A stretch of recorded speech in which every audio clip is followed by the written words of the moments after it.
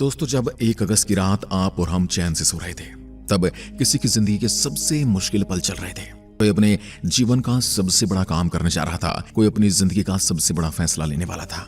और जब जिंदगी बदलने वाले फैसले लेने होते हैं तो आप खुद भी सोच विचार कर ही फैसले लेते होंगे। पर आपको फैसला लेना हो और जिंदगी नहीं बल्कि इतिहास लिखने वाला फैसला हो, जिस पर 130 करोड़ लोगों की उम्मीदें टिकी हों, और फैसला लेने के लिए आपके पास सेकंड्स के हिसाब से समय हो, तो आप सोचिए फैसला लेने वाले की हालत कैसी होगी। ठीक वैसे ही हालात इसरो के दफ्तर में बैठे हुए भारतीय वैज्ञानिकों के थे, क्योंकि यहां पर नैनो सेकंड्स की गलती भी पूरे मिशन पर पानी फेर सकती थी। अगर आप 1 सेकंड लेट हो गए तो चांद पर लैंडिंग के टाइम में गड़बड़ हो सकती थी, चंद्रयान की गति में परिवर्तन आ सकता है, उसकी लैंडिंग की लोकेशन बदल सकती है। और अगर आपने 1 सेकंड की जल्दी कर दी तो स्पीड ज्यादा होने की वजह से चंद्रयान चंद्रमा की कक्षा में प्रवेश न करके इसको दूर से ही टाटा बाय बाय बोलकर सूरज की ओर या किसी और दिशा में अंतरिक्ष में निकल सकता है। लेकिन फैसला तो लेना था, क्योंकि सारी कैलकुलेशन पहले से कर रखी थी, पर मन में डर आज भी था। चंद्रयान 2 की क्रैश लैंडिंग दिमाग में चल रही थी, पर फैसला तो फिर भी लेना था और लिया भी गया।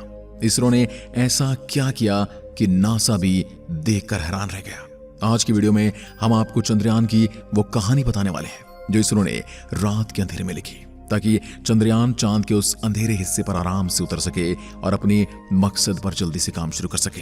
कैसे ये चांद पर नया अध्याय लिखने वाला है, क्यों आज तक इस इलाके पर नासा नहीं गया, क्या क्या खतरे हैं उस हिस्से पर लैंड करने में, और आज कहां है चंद्रयान, कैसे करेगा चंद्रमा के काले हिस्से का पर्दाफाश। दोस्तों, रात के 12 बजे इसरो ने सफलतापूर्वक चंद्रयान 3 को लूनर ट्रेजेक्टरी में भेज दिया है। ये हमारे लिए सबसे बड़ी सफलता है, क्योंकि यहां से आगे का रास्ता भी इतना आसान नहीं है, क्योंकि अभी चंद्रयान 3 को लूनर ग्रेविटी के अंदर भेजना है। अगर ऐसा करने में इसरो फेल हो जाता है तो चंद्रयान 3 अंतरिक्ष में कहीं खो जाएगा और ये न कोई इंफॉर्मेशन भेजेगा और न ही कभी वापस लौट कर आ पाएगा, और हम उसका कभी पता भी नहीं लगा पाएंगे। तो ये वाला पड़ाव हमारे लिए मुश्किल और जरूरी भी है। दोस्तों, ऐसा पहले कई देशों के साथ हो चुका है। चांद के ऑर्बिट में पहुंचने से रशिया और अमेरिका की कई सैटेलाइट चूक गई थी।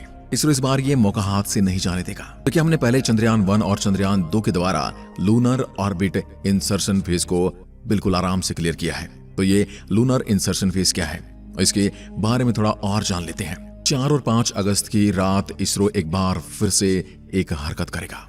इसरो एक बार फिर से कुछ मूवमेंट करेगा, जिसमें चंद्रयान 3 के जो थ्रस्टर हैं उन्हें बर्न किया जाएगा और चंद्रयान 3 को लूनर ऑर्बिट में इंसर्ट करवाया जाएगा।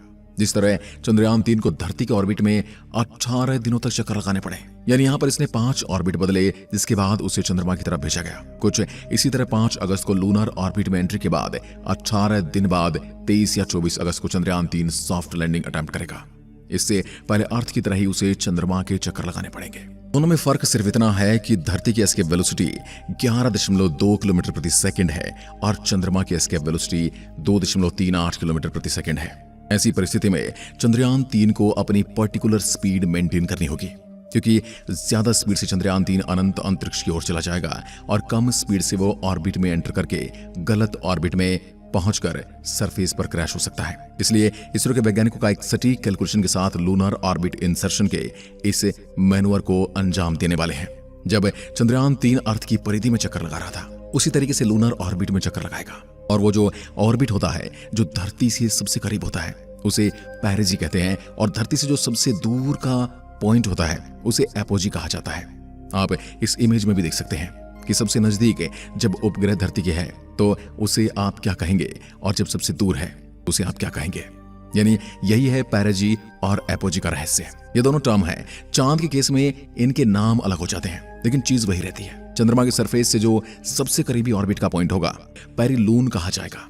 लून यानी लूनर, यानी चंद्रमा की सतह से नजदीक वाले ऑर्बिट के पॉइंट को पेरिलून कहा जाएगा, और चंद्रमा के सबसे दूर वाले पॉइंट के ऑर्बिट के ऊपर से उसे एपोलून कहा जाएगा।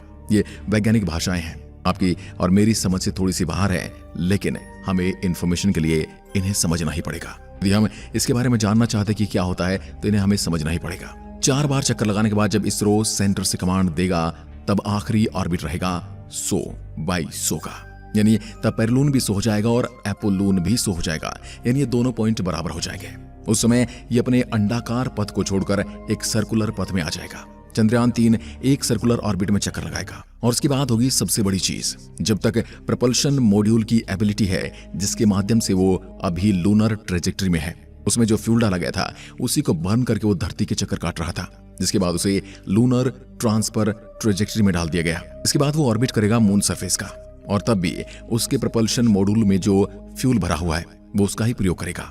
टाइम टू टाइम फायरिंग करके उसके ऑर्बिट को बदला जाएगा। जब आखिरी ऑर्बिट रहेगा जिसे लोअर लूनर ऑर्बिट कहा जाता है, जब उसके चक्कर लगाएगा उस दौरान लैंडर प्रपल्शन मॉड्यूल से अलग हो जाएगा। प्रपल्शन मॉड्यूल के अंदर जो फ्यूल भरा हुआ है उसका इस्तेमाल अब लैंडिंग के लिए होना है। लैंडर तब अपने प्रपल्शन सिस्टम को इंडिपेंडेंट एक्टिव करेगा और जिस ऑर्बिट में वो घूम रहा था उस ऑर्बिट को चेंज करके एक बार फिर से सर्कुलर ऑर्बिट से इंडिपेंडेंटली ऑर्बिट बनाएगा। और 30/100 यानी उस समय लैंडर की जो ऑर्बिट रहेगी उसमें वो पेरिलून है और वो 30 किलोमीटर हो जाएगा और अपोलोन 100 किलोमीटर हो जाएगा। जब 30 किलोमीटर की डिस्टेंस पा ली जाएगी उसके बाद लैंडर धीरे धीरे डिसेंड करना शुरू कर देगा। यानी 4 और 5 अगस्त हमारे लिए बहुत मुश्किल भरा समय है, क्योंकि इस समय ये तय करना है कि क्या होने वाला है चंद्रयान 3 का। अगर ये सही तरीके से लूनर ऑर्बिट इंसर्शन नहीं हुआ तो ये अनंत अंतरिक्ष में चला जाएगा। तभी से लूनर ट्रांसफर ट्रेजेक्टरी में गया है उसे 2 या 3 बार उसको एडजस्ट करना पड़ेगा। जब तक कि लैंडर प्रपल्शन मॉड्यूल के साथ जुड़ा हुआ है तब तक इसरो के कमांड सेंटर से उसे मैसेजेस भेजे जा सकते हैं और उसके इंजन को फायर किया जा सकता है। लेकिन जब लैंडर प्रपल्शन मॉड्यूल से अलग हो जाएगा उसके बाद उसका ऑटोमेटेड सिस्टम लैंडिंग के लिए काम करेगा। और ये बहुत जरूरी जानकारी है दोस्तों, हम आपके और सबके लिए, क्योंकि तब इसरो यहां से कोई कमांड नहीं दे पाएगा, क्योंकि इसरो की कमांड वहां तक पहुंचने में एक पर्टिकुलर समय लगता है, यानी कुछ सेकंड का समय लगता है और फिर वापस कमांड का मैसेज आने में भी कुछ सेकंड का समय लगता है, जबकि यहां पर गेम नैनो सेकंड का हो जाता है। इसलिए धरती से कमांड करके हम उसको कभी भी लैंड नहीं करा पाएंगे। इसलिए ये सब कुछ ऑटोमेटेड आर्टिफिशियल इंटेलिजेंस के भरोसे पे रहेगा। जब लैंडर विक्रम उतरने की कोशिश करेगा उससे पहले जब लूनर ऑर्बिट इंसर्शन फेज चलता रहेगा, अगर ठीक तरीके से नहीं हुआ तो पहला तो ये अनंत अंतरिक्ष में चला जाएगा। दूसरा, अगर लूनर ऑर्बिट में एंट्री मुश्किल रही और बार बार उसके थ्रस्टर्स को चालू करना पड़ा तो हो सकता है कि जो 4 ऑर्बिट घूमना है वह ज्यादा ऑर्बिट घूमना पड़ जाए, ज्यादा समय लगाना पड़े ताकि चंद्रयान 3 को मेंटेन किया जा सके उस लूनर ऑर्बिट के अराउंड। अगर ऐसा होता है तो लैंडिंग के लिए 23 और 24 अगस्त का समय तय किया गया है, वो डिले हो सकता है। अगर ये डिले होगा तो क्या होगा, ये खुद इसरो के वैज्ञानिकों ने कहा है। अगर 23 और 24 अगस्त को हम लैंड नहीं कर पाते तो हमारा जो प्रपल्शन मॉड्यूल और लैंडर है एक साथ ही रहेंगे और वो अगले 1 महीने तक लूनर ऑर्बिट में चक्कर काटते रहेंगे। वो इंतजार करेंगे और जब वो पूरा एक दिन खत्म हो जाएगा लूनर डे। यहाँ आपको पता होना चाहिए कि एक लूनर डे 29 दिन का होता है। पृथ्वी के मुकाबले वहां पर 14 दिन का एक दिन होता है और 14 दिन की एक रात होती है। और हमें दिन वाला समय चाहिए जब हमारा रोवर प्रज्ञान को सोलर एनर्जी मिलेगी और वो ठीक से काम कर पाएगा और वह 14 दिन तक लूनर सरफेस पर एक्सपेरिमेंट कर पाएगा। ऐसे में अगर लूनर ऑर्बिट में एंट्री करना नहीं हो पाया तो उनका धीरे धीरे घूम करके चक्कर उतारने का जो प्रोसीजर था वो डिले करना पड़ेगा। ऐसे में अगर 23 और 24 अगस्त की तारीख मिस हो जाती है तो चंद्रयान 3 को लूनर ऑर्बिट के चक्कर काटने के लिए 1 महीने के लिए छोड़ दिया जाएगा। फिर 1 महीने के बाद दिन वाला समय आएगा, तब लैंडिंग की प्रक्रिया को फिर से शुरू किया जाएगा। लेकिन हम और आप तो यही कामना करते हैं चंद्रयान बिल्कुल सही सलामत और अपने निर्धारित समय पर चांद पर उतरे और चांद के उन रहस्यों से पर्दा उठाए जिनके बारे में पूरी दुनिया जानना चाहती है। आज की वीडियो में बस इतना ही। अगर वीडियो पसंद आए तो लाइक कीजिए और ऐसी वीडियोस के लिए चैनल को सब्सक्राइब जरूर करें। धन्यवाद।